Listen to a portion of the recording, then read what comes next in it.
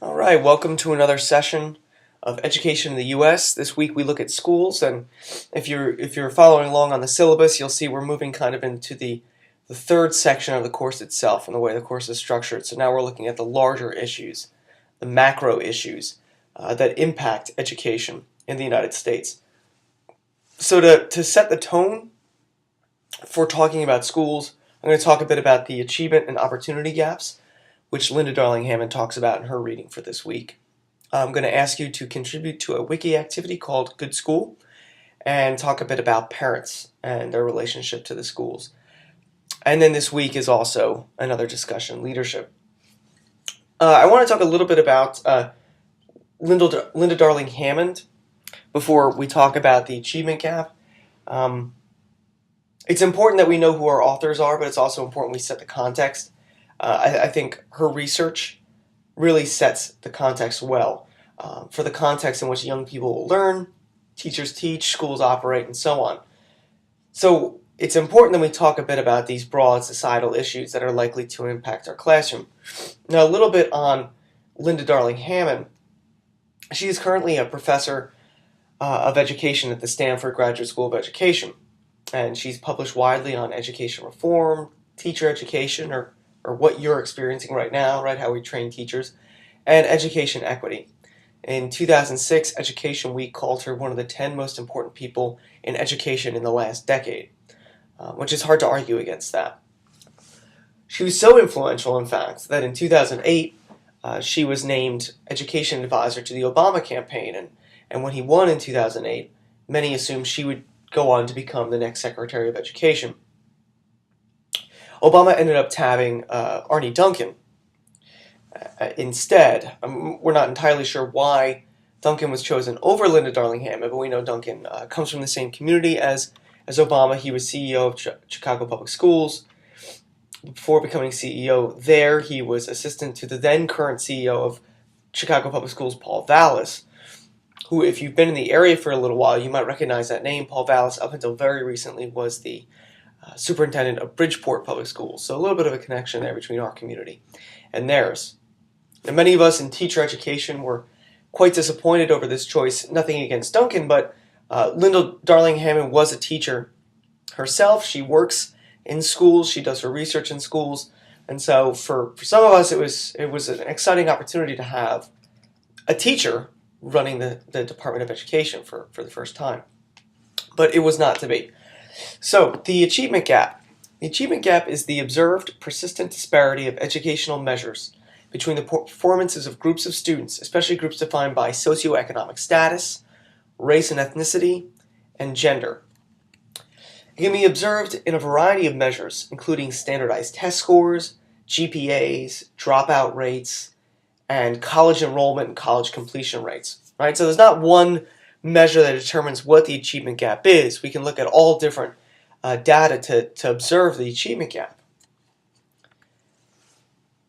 It was first identified in the 1966 Coleman Report, commissioned by the Department of Education. So, about 12 years after the Brown versus Board of Education decision, the Department of Education took a look back and said, have we succeeded? Has Brown fixed the problem? And the answer was a resounding no, it has not. And so it's become a focal point for education reform. Now, the achievement gap, as noted in the trend data from the NAEP, is really what guides these fragmented efforts, right? We go to the National Assessment of Education Progress exams yearly, and we see this persistent achievement gap. And it's led to numerous efforts to fix it, but they're fragmented, right? They're efforts that don't work together. They've ranged from things like affirmative action, which I'm sure we're all aware of and know about, to multicultural education, which we talked about last week, to finance equalization, to improving teacher quality, to school testing, and accountability programs. The idea behind all of these programs is that they'll lead to a closing of the achievement gap. So where do we see evidence of the achievement gap? Well, this first graphic that I'm showing you is the NAEP reading scores at ages 9 in the light gray, age 13 in the dark gray, and age 17 in the black gray for white students, Hispanic students, and black students. Okay, and we all, you can see or you can track similar patterns of up, down, right? It's kind of similar in that regard. But what you're looking at across the board is the gap, and the gap is really low on the outset in the elementary grades. And this is something that Linda Darling-Hammond is really going to hammer home. But you see a clear achievement gap, right? So at 17, this is where your average Hispanic student is, this is where your average black student is, and this is where your average white student is. So this is the gap. This is what we mean by a gap, right? That on average, 17-year-old black students are at the reading level of 13-year-old white students. That's a problem. That's an enormous gap. We can look at it at a state level as well. Okay, so for example, this is the reading and math data for Minnesota's 5 largest school districts. This is a more focused example, right? So rather than looking at this at a national level. And again, the darker red is the black students, darker blue is the black students. The lighter red is the white students, and the lighter blue is the math students. And again, we see these gaps laid out. And, in the urban areas, the gap is more pronounced. So St. Paul and Minneapolis are the largest cities, or two of the largest cities in Minneapolis, right? We see a larger gap there in the urban areas. So there's no consensus on what causes the achievement gap, the academic achievement gap. Instead, there exists a wide range of studies that cite an array of factors, both cultural and structural, that influence student performance in school. Annette LaRue has suggested that students who lack middle-class cultural capital, which we're going way back to the first session on that term, have limited parental involvement and are likely to have lower academic achievement than their better resourced peers. Right? So on one hand, it's tied to perhaps cultural capital. That would be a socioeconomic argument. Others have argued that the achievement gap is more closely tied to race and socioeconomic status. This is noted in particular in the Rothstein article, that being raised in a low-income family often means having fewer educational resources in addition to poor nutrition and limited access to health care, all of which would contribute to lower academic performance. Researchers concerned with the achievement gap between genders cite biological differences such as brain structure and development as a possible reason why one gender outperforms the other in certain subjects. Other researchers have argued that there's no significant difference in the inherent cognitive abilities between different races or genders that could help explain the achievement gap, and that environment is the root of the issue. But I hope you're getting the sense that part of the reason why we perhaps can't solve the achievement gap is that we haven't come to a consensus on why the gap is there. Now, Linda Darling-Hammond talks about the opportunity gap, okay? And the opportunity gap is as she defines it, the accumulated differences in access to key educational resources, expert teachers, personalized attention, high-quality curriculum opportunities, good education materials, and plentiful information resources that support learning at home and at school. Okay, so the argument she's making is kind of a larger argument, right? She's making a specific take on the achievement gap and saying that the achievement gap is tied to this opportunity gap, an educational debt, as she calls it, that is built up for those who have not had these opportunities. Right? And she says that it's connected to the funding of schools. That schools are, and this is an issue we're really going to delve into next week, but that schools are not funded in an equitable way. There's this myth of equality, right? There's this persistent meritocratic myth in American education that currently exists, according to Linda Darling-Hammond, that leads some to conclude that the continued achievement gap is due to some deficiency on the parts of students of color. Of course, the broader evidence, the sociological evidence that we've gathered, suggests that these students face unequal access to key educational resources, and it has nothing to do with cultural or racial deficiency. So there's 5 factors that Linda Darling-Hammond argues that contribute to the major building blocks of unequal and inadequate educational outcomes in the U.S. right? She identifies high levels of poverty, unequal allocation of school resources, a lack of high-quality teachers, rationing of high-quality curriculum through tracking, right, where students end up in the school, and a factory model of schools and dysfunctional learning environments.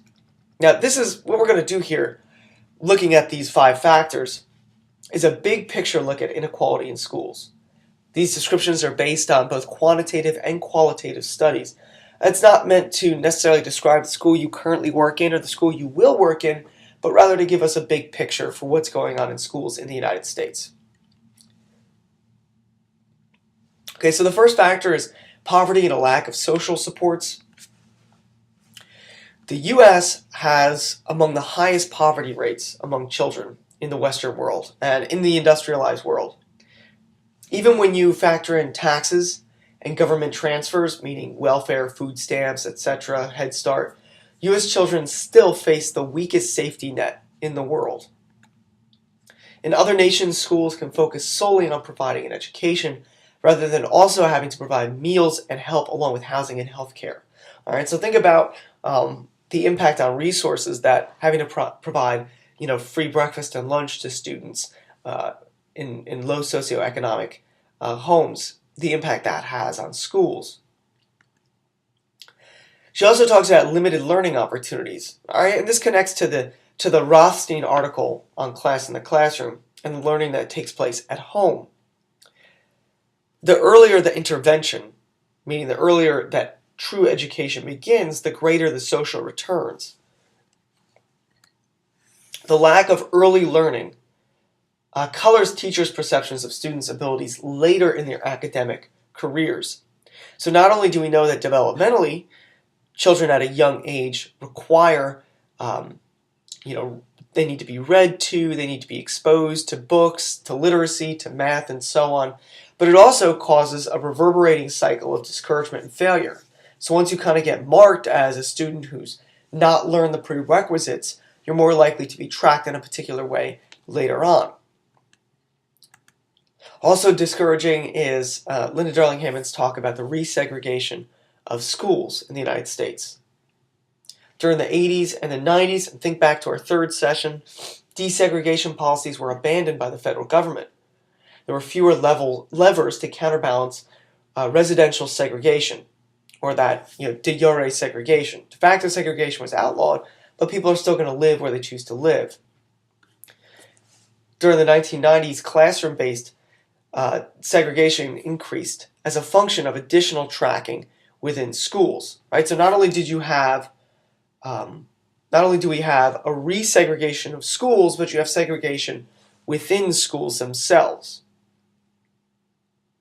Students are more likely to end up in honors or AP classes if they're from certain ethnic groups, and others will end up in the career prep or the basic skills type classes. Today, 70% of minority students attend predominantly minority schools, with 40% attending between 90 to 100% minority schools. So racially, schools are as segregated today as they were at the end of the 1960s. In addition to that, all students, poor or non-poor, have low achievement in high poverty elementary schools.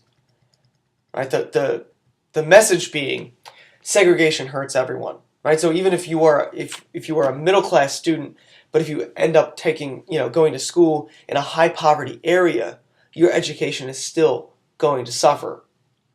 These schools offer lower levels of peer group support and competition, more limited curricula taught at challenging levels, more serious health and safety problems, much more student and family mobility, right? Less stability. For English language learners, being in classrooms with English speakers is essential to learning the language. In these schools, they tend to be a segregated population. Schools with high concentrations of minority students receive less funding than other schools within the same district, not just across the board, but within districts, due to upper-income parents' efforts to lobby for more fund. Right? And this connects to the Finders and Lewis article on parental involvement in schools.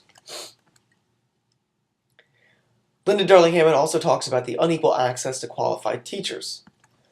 In the U.S., teachers are the most inequitably distributed resources in all of schools.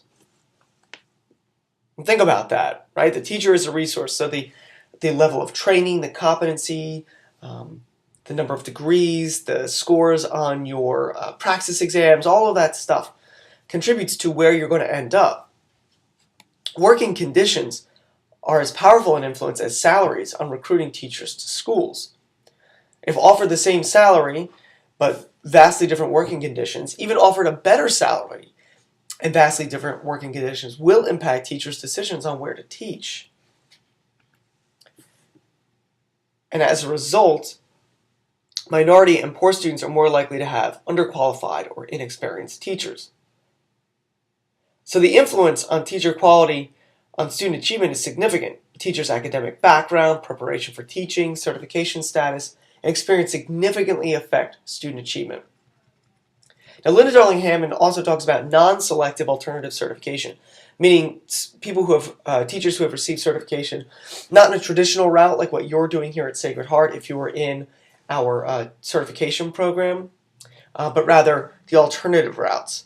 Many, not all, it needs to be noted, not all, but many of these programs, candidates enter the classroom before their training is completed, and they rarely receive the mentorship of veteran teachers.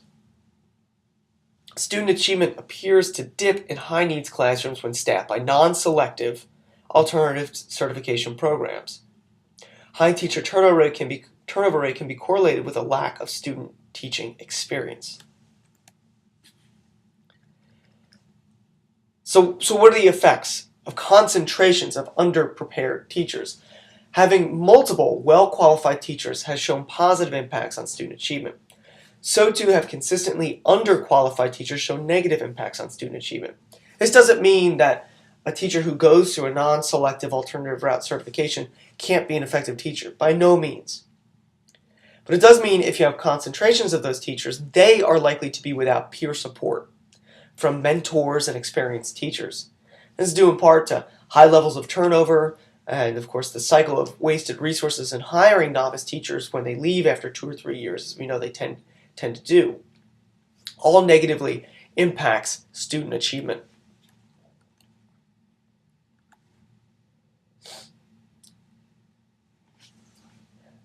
Studies have also found that quality instruction is more influential than a student's background. However, the quality of instruction tends to be lower for students of color than white students. And this has to do with the allocation of knowledge. I'm talking about tracking. Tracking begins very early in a student's career. Schools that serve students of color tend to lack arts and foreign language programs that enrich in education. They focus less on college prep and honors courses and more on remedial and vocational type courses.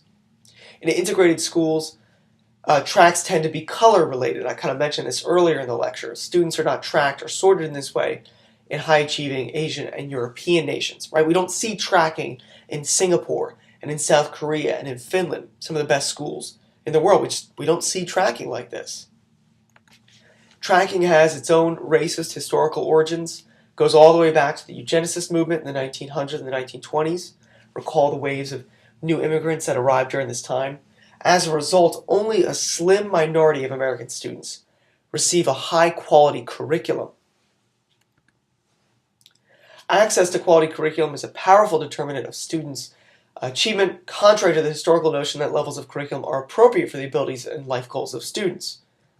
Lower track students are often geared towards rote memorization, less motivation, and more likely to focus on behavioral criticisms and less focused on higher-ordered thinking skills. Students in advantage tracks are typically have opportunities to think, investigate, and create. Learning goals for students in disadvantaged tracks tend to focus on lower-order thinking skills, as I just mentioned. Test scores and prior educational opportunities are the rationale for differential placements, for tracking in this way. But we know that race and income play distinct roles in where students will end up in track schools. Even students with the same standardized test scores are tracked up and down according to race. I mean, this is just factual data. This goes on. As such, students of color are underrepresented in academic courses. This is most pronounced, by the way, in math courses. Teachers themselves are tracked. The most competent end up teaching the academic courses, AP honors. The less competent end up teaching remedial courses. So, and then this tracking goes on and on for years, right? Throughout a student's entire career, they'll be tracked. I'll just provide an example from my own teaching experience. I taught in a school where we had 5 tracks. We had AP, then we had honors, then we had college prep, we had career prep, and we had basic. And some of the younger teachers, myself included, noticed that some of us who were teaching college prep and career prep, we noticed the only difference between the students was not necessarily in aptitude or in ability. The difference in students had more to do with behavior and these expectations that these students could not do college preparation work. So as a department, we voted to merge the college and career prep tracks. And the thing that I noticed in 2 years of doing that merged curriculum after that was that I didn't change a single thing that I did. I did not change my assessments. I didn't change my performance assessments. I didn't change my learning activities. I only adjusted lesson plans as I would normally year to year. And what I found was the students who were career prep the year before came into my class terrified. They assumed that there was no way they could do the work in a mixed class. They had been taught to believe that they were career prep and therefore they could not do this work. And so my job was to convince them that they, yes, indeed could do the work. And part of me was nervous and skeptical about that and pleasantly surprised that by October, those students were sort of spreading out in terms of grade differentials, A, B, C, D, in much the same way their peers who are formerly college prep. And so this tracking at the school I was working at had much to do with expectations set very early, and unfortunately, in the school's career, in the student's career. That's just a personal example. Tracking and language barriers and language background. Well, English language learners tend to be tracked into common courses called ELL ghettos. They don't take courses that are prerequisites for college, and they don't interact with students who speak English. These courses are not considered to be desirable locations for teachers, and the most competent teachers are those with the most seniority, and they avoid teaching them. Okay, so in sum, cross-school segregation and within-school segregation reduce the extent to which different kinds of students interact with each other and gain access to multiple perspectives. And part of this has to do with the fact that many are going to school in dysfunctional learning environments. Okay, many of these practices are the byproduct of a school system designed by the administrative progressives a century ago. They took their inspiration from the factory model, which is a business model all but outmoded today for education today. Okay, so that's a bit about these factors that go into the shaping of a school, where students will end up. Okay, so what I'd like you to do is head over to our content page for this week. And I want you early in the week to contribute to this wiki activity. I want you to list one feature of a good school. Then maybe Thursday, Friday, return to this list, see what other students have added to it. And I want you to comment on which school from the Cuban article does this list more resemble, the traditional school or the progressive school. And I also want you to think about, of the two schools that Cuban describes in his article, which would you prefer to teach in and why? I also have a discussion question relating to parents. Sorry about that, because it's not that week yet. We can't get into that. But it's a discussion question based around parents and their relationship to what you'll be doing with their children. So take a few minutes to respond to that brief, and of course, our seminar leadership for this week.